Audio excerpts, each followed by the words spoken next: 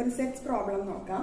In a class of 150 students, 55 students speak English, 85 students speak Malayalam, 30 students neither speak English nor Malayalam.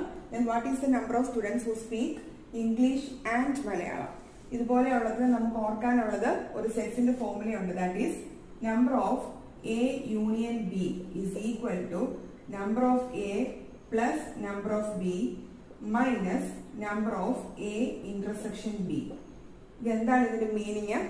Number of A എന്ന് പറഞ്ഞാൽ first group, ഈ കേസിൽ number of people, number of students who speak English, so that is 55. Number of B അതായത് അടുത്ത ഗ്രൂപ്പിനെ എടുക്കുവാണ്, number of students who speak Malayalam, so that is 85. Number of A intersection B which means രണ്ടിനും കൂടി common ആയിട്ടുള്ള ആൾക്കാർ എത്രയാണ്. അപ്പൊ ഇവിടെ രണ്ടിനും കൂടി കോമൺ ആയിട്ടുള്ള ആൾക്കാരെ നമുക്ക് അറിയത്തില്ല. That we need to find out. ഇനി നോക്കേണ്ടത് ടോട്ടൽ ക്ലാസ്സിൽ എത്ര കുട്ടികളുണ്ട്? 150 സ്റ്റുഡൻസ് ഉണ്ട്. ഈ 150 സ്റ്റുഡൻസിൽ 30 സ്റ്റുഡൻസ് ഇംഗ്ലീഷും പറയില്ല മലയാളവും പറയില്ല. അപ്പൊ നമ്മുടെ ഈ രണ്ട് ഗ്രൂപ്പിൽ ഇംഗ്ലീഷ് ഓർ മലയാളം എന്നുള്ള ഗ്രൂപ്പിൽ ഇവർ ഈ 30 പേര് ഇൻക്ലൂഡഡ് അല്ലല്ലോ.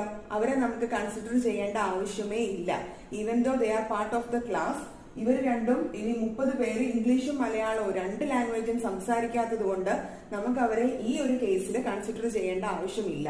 സോ നമുക്ക് N of A union B, A union B എന്ന് പറഞ്ഞാൽ മലയാളവും ഇംഗ്ലീഷിന്റെയും ആ രണ്ട് ഗ്രൂപ്പിലുള്ള മൊത്തം ആൾക്കാരെ നമ്മൾ എടുക്കുവാണ്. ഏതെങ്കിലും രീതിയിൽ ഇംഗ്ലീഷ് അല്ലെങ്കിൽ മലയാളം അല്ലെങ്കിൽ രണ്ടും കൂടി സംസാരിക്കാൻ കഴിയുന്ന ആ ഗ്രൂപ്പിനെയാണ് നമ്മൾ എ യൂണിയൻ ബി. സോ ഇവിടെ എ യൂണിയൻ ബി എന്ന് പറയുന്നത് ഇംഗ്ലീഷ് യൂണിയൻ മലയാളം. സോ അതിന്റെ അകത്ത് ടോട്ടൽ നമ്പർ ഓഫ് സ്റ്റുഡൻസ് ആയ 150ൽ നിന്ന് I am just deducting 30 students because അവർ ഇംഗ്ലീഷും ഇല്ല മലയാളവും ഇല്ല. അങ്ങനെയാണെങ്കിൽ അത് എത്രയാണ്? 120. നൗ ഇതിനകത്ത് നമുക്കൊന്ന് സബ്സ്റ്റിറ്റ്യൂട്ട് ചെയ്ത് നോക്കിയാലോ. സോ ടോട്ടൽ എത്ര സ്റ്റുഡൻസ് ഉണ്ട്?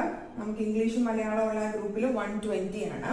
Then 120 is equal to number of English, that is 55, plus number of Malayalam 85 minus number of English intersection Malayalam.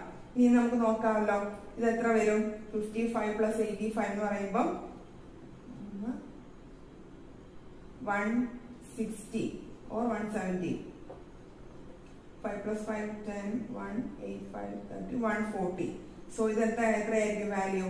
Number of English intersection Malayalam is equal to 140 minus 120, that is 20. So